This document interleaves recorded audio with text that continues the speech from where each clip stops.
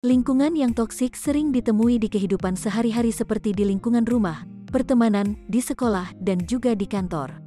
Salah satu hal toksik yang dapat ditemui di kantor yaitu office politics yang menciptakan situasi dan suasana yang negatif. Apa sih ciri-ciri lingkungan kerja yang toksik karena adanya office politics? Ayo kita bahas di video ini.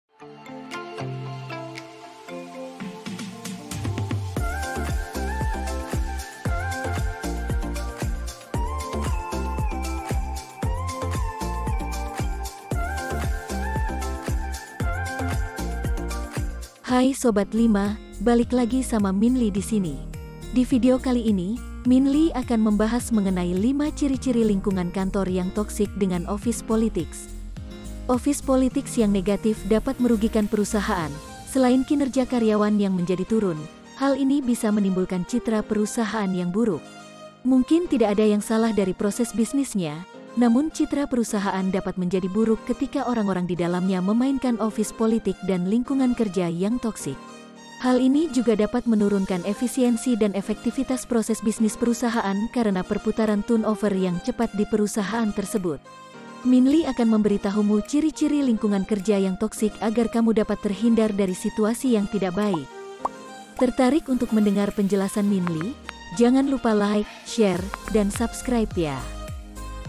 Minli akan memberitahumu ciri-ciri lingkungan kerja yang toksik agar kamu dapat terhindar dari situasi yang tidak baik. 1.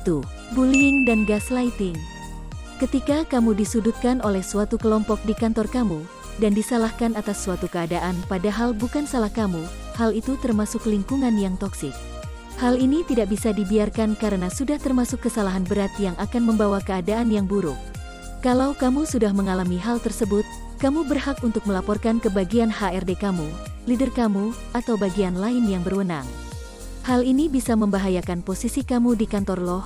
Kamu juga tidak akan nyaman saat bekerja karena selalu disudutkan oleh rekan-rekan kerjamu. Kamu perlu bertindak apabila sudah mengalami kejadian tersebut dan kamu harus melawan orang-orang yang salah. 2. Trust di tempat kerja hilang. Kepercayaan di antara anggota tim dan antara atasan dan bawahan itu sangat diperlukan.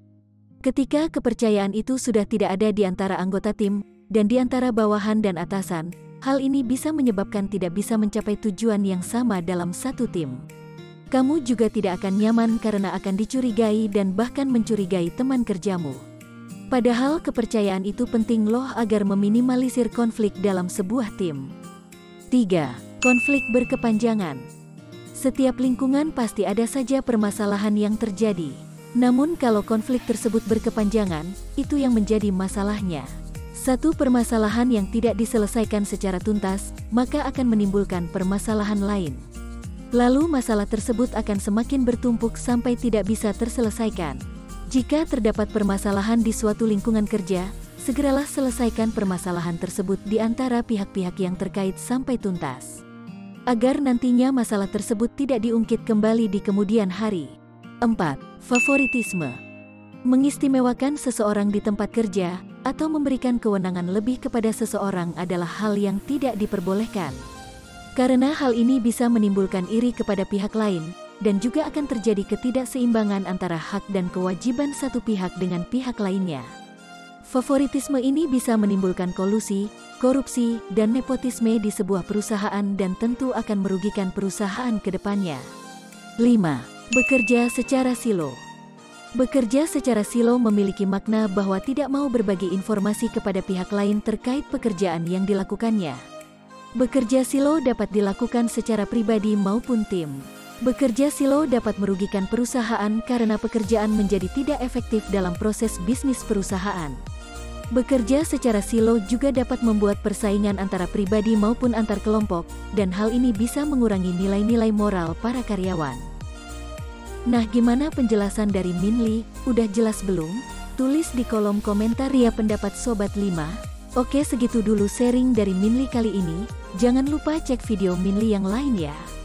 Jika kamu merasa video ini bermanfaat, like, share, subscribe, dan ajak teman kamu ya, biar Minli lebih semangat lagi bikin videonya.